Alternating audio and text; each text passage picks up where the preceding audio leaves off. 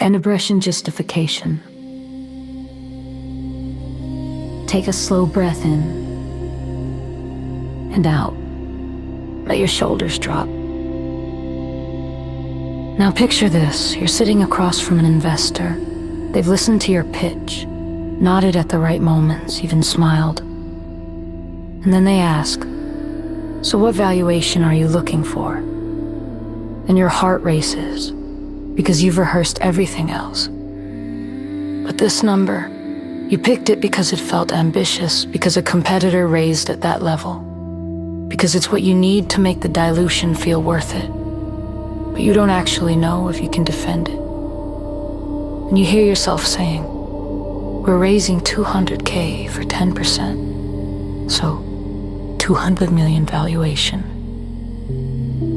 They write it down, then pause. And you suddenly wonder, did I just price myself out of this deal? Or worse, did I just leave money on the table? Now imagine valuation as a ladder. Each rung represents a level of value that investors can see and measure. The bottom rung is your idea, worth almost nothing alone. The next rung up is your MVP, your first real customers, your early traction. Higher still, recurring revenue, retention data, proven unit economics. And at the top, a clear path to an exit worth 10x what they're investing today. Now picture yourself climbing. Where are you really standing right now? Not where you want to be, where the evidence says you are. Here's how investors calculate that ladder. First, they look at your market size. TAM, total addressable market. Everyone who could ever buy what you're building. SAM, serviceable available market. The portion you can realistically reach. SAM, serviceable obtainable market. What you'll actually capture in the next 3-5 years. Investors don't care about TAM. They care about SAM.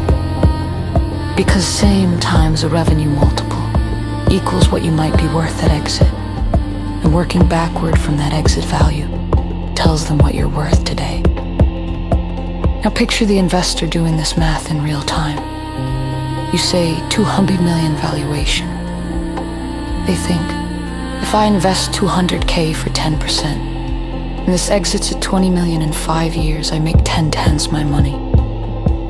Then they ask themselves, is a 20 million exit realistic for this market and traction? If yes, they're interested. If no, you've overpriced yourself.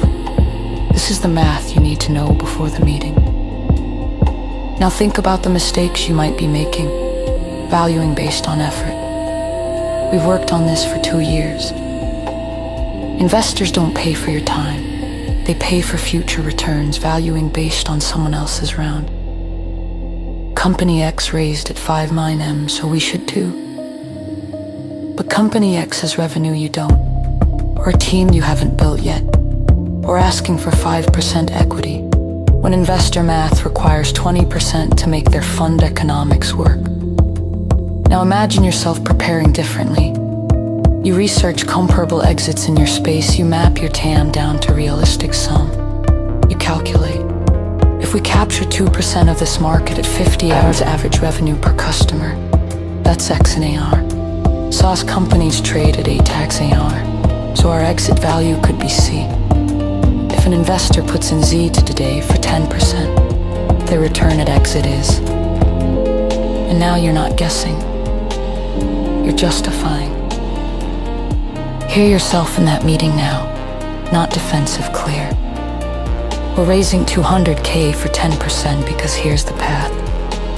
Our sum is 50 sum. We believe we can capture 5% in 4 years. That's 209 euro. At 8 hat revenue multiples in our sector, that's a 20 million exit. Your 200K becomes 200 million. That's the math. Feel the difference. Now visualize yourself 6 months from now. You've done the work. You know your TAM, SAM, and SAM cold. You know comparable exits. You know what multiples your sector trades at. And when someone asks about valuation, you don't freeze. You explain. Take one breath in and out. And let this settle. Valuation isn't what you need. It's what the exit math justifies. And I choose to build a case investors can believe in.